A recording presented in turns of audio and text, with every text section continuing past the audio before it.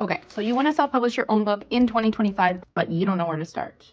Well, good news, because you're in the right place. My name is Courtney, and I help people just like you to self-publish their own books.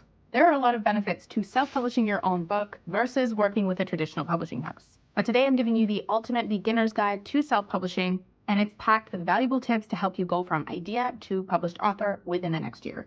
First, let's talk about what self-publishing actually is. Self-publishing basically means that you're in control of every aspect of the production process of your book. So of course that includes writing, but it also includes managing and overseeing and paying for editing, design, marketing, and more. And you will be publishing your book independently using a self-publishing platform of choice.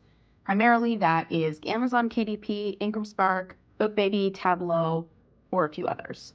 If you want a video specifically on the different types of platforms for self-publishing, please leave a comment below and let me know. In the last 5 years, self-publishing has grown exponentially, and it is on track to be trending even higher in 2025. Well, independent authors are starting to figure out that there are some benefits to self-publishing that you definitely do not get with the traditional publishing route. One of the biggest benefits is that you get to own your work and you get to own more of the royalties that you receive on your books. You also get to publish on your own timeline and you get creative control through the whole process. And another bonus is that readers today are looking for more niche, specific style writers and for real life people just like you and I who are subject matter experts and are not hyped up just because they're published with a traditional publishing agency. So this is where you come in. Let's start with the most important part, which is actually writing your book. The first step in this process is to outline exactly what you want to say.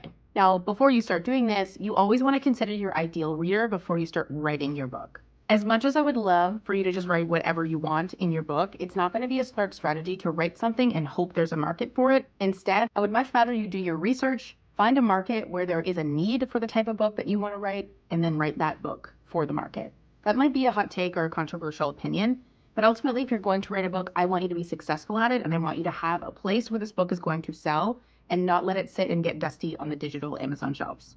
My best advice for writing your book is to create a habit out of writing and to also simplify the process by making this as easy as possible to flow. Try to pick a structure for your chapters and then follow that structure for each chapter. Focus on creating a concept for your book that is one topic that you're planning to teach people, of course, assuming you're writing a nonfiction book. Don't try to teach them everything you know. I would suggest you actually do a 101 style book, teach them a little bit, help them get a quick win and feel satisfied by completing the book, then writing everything you know about business marketing in one book. Not only are people's attention spans shorter these days, but the satisfaction people feel from reading a book, finishing it, and then getting some actionable things they can take away from it right away is far superior than someone half finishing your book or not even getting a third of the way into it. Once you know your topic and you have mapped out your outline, you want to set yourself some small and manageable writing goals. For example, you can aim for 500 words a day or potentially 2 chapters a week. I've personally found in working with hundreds of authors that the writing phase of the project is often the one that is the most difficult and gets neglected the most. I don't want you to struggle through this process, and if you are and you need some accountability and writing support, I have a group community that would be perfect for you, so watch out for the information at the end of the video. The bottom line is your first draft does not need to be perfect. You can always edit a bad line.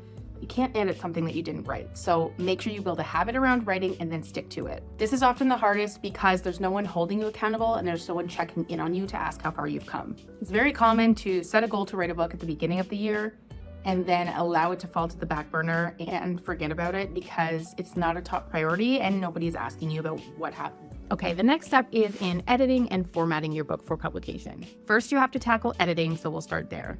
This step is crucial, especially for self-published authors, because a well-edited book keeps readers engaged and builds your credibility as a writer. Begin with a self-edit where you're looking for typos, inconsistencies, and potentially duplications or areas for improvement. Then invest in a professional copy editor, and trust me, this step is 100% worth it. The editing process will probably take you a bit of time, not only for your own self-edit, but for when you hire an editor. There isn't an easy way to just snap your fingers and correct everything in your writing.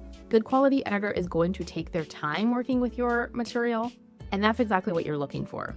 Before hiring an editor, you can always meet with them to discuss realistic timelines, to discuss your price and your budget, and to discuss what happens if there are any changes to the progress or the process of your work. After your editor works with a document, you're going to want to scan through this one more time. And I also recommend that you do a full proofread of the printed copy of your book before you do any promotion or any launch campaigns for your book. Once your editing is complete and you have a manuscript that is very clean, now you can begin the formatting process. If you have the budget for it, working with a graphic designer would definitely be my top choice here. Essentially, the formatting phase takes your book from a Word document or a Pages document and formats it correctly and aesthetically for the interior of our book. This process is called typesetting. It's worth noting that there are budget-friendly and free options for you to do your own formatting, but there are some limitations with those free versions. It is possible to use Pages or Microsoft Word or Google Docs and choose the correct formatting for the size of book that you prefer, but you're going to get a very basic and minimal end result with those types of formatting.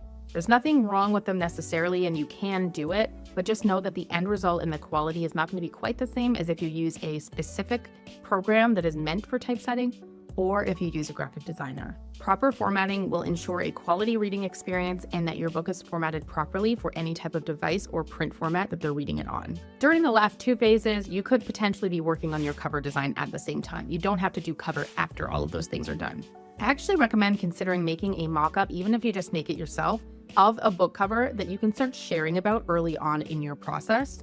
And that way it helps your audience to understand that a book is coming. A visual representation of even a mock sample or a potential cover direction is a great thing to start playing with at the beginning of your writing journey.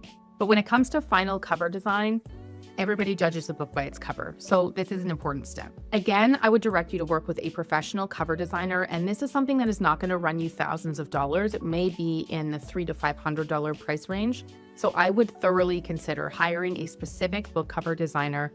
Do your research, ask for referrals, do a Google search, or even look for freelancers on Upwork or Fiverr and find a designer that has a portfolio that you like, and then you can discuss the cover direction for your specific book. Now, while that is what I would recommend, working with a graphic designer individually, there are other ways that you can go about creating a cover for a much cheaper price tag. But again, you want to be concerned about quality here, and you may not always get the best quality with the cheaper alternatives. Two budget-friendly alternatives to cover design that I have worked with myself and would recommend are getcovers.com and 100covers.com. If you're really on a budget, you can also use graphic design tools that are user-friendly like Canva to design your book's cover in both print and ebook format. There's a disclaimer that comes with this one, and that is DIYing your own cover design isn't always the best case scenario unless you have at least some design experience in your background. There is a level of formatting that is required for setting the correct sizes for your cover design.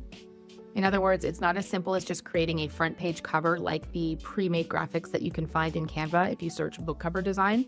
You'll actually need to get a template for your cover size, and you can only know that once you have the final page count of your book, once it's been formatted.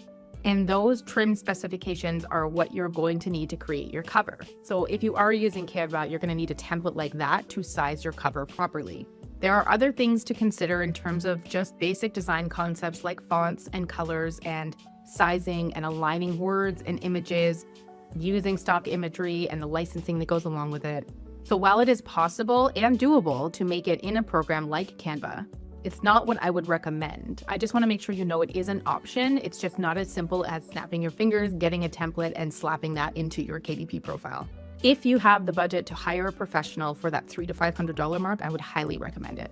Now, you've got your interior, which has been professionally edited and typeset, whether you've used a budget-friendly platform, you've done it yourself, or you've hired a designer. And you've got your cover file. You need those two files in order to get onto Amazon using the Kindle Direct Publishing platform. Amazon KDP is often the most popular choice because it's quite user-friendly, it's free to upload, and it gives you access to millions of readers who are already using Amazon to search for books. You could also consider other platforms for third-party distribution like Ingram Spark, for example, which allows you to cast a wider distribution net and get into more big box retailer stores like Indigo in Canada or Barnes & Noble in the United States. Ultimately, each platform has its own pros and cons, so you're going to want to choose what works best for you based on your goals. Okay, once your book is live and available on your publishing platform of choice, it's time to market your book. In my own book, which is called Authorized: How to Write and Self-Publish a Nonfiction Book for Amazon, I call this part the telling people about your book part. How are you going to get the message out that your book is available? How are you going to reach the right readers? How are you going to promote and potentially advertise your book? What kind of digital marketing strategies have you considered? Video isn't all about marketing trends, although if you want a video that's more specific to how to market your book as an author, I could definitely create that. Let me know in the comments. Just know that you are going to have to establish ways for people to learn about your book. You have to tell people about your book.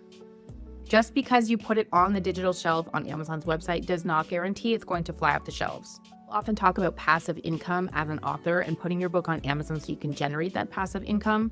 At the start of your journey, it is a little bit more active than passive.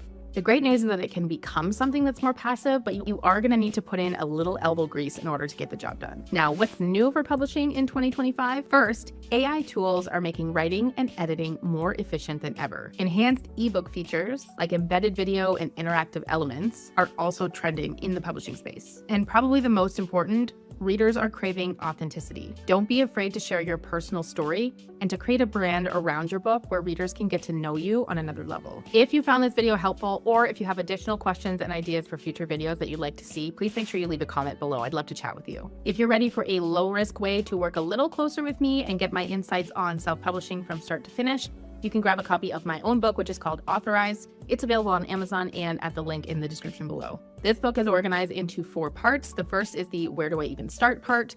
The second is the writing part. The third is the publishing part. And the fourth is the telling people about your book part. And if you're ready to work with me directly so I can actually help you to become a best-selling published author this year, you can always join me inside my community space that is specifically for self-published authors. Inside this community, we have writing clubs for accountability, a vault of video tutorials so you can watch specific concepts in your own time, and regular opportunities to connect with me via Zoom for coaching and connection. And don't forget to like, subscribe, and leave a comment below this video so that YouTube knows you're interested in this content and can bring you back here when I have new videos. Okay, that's all for today. Thanks for watching. Bye.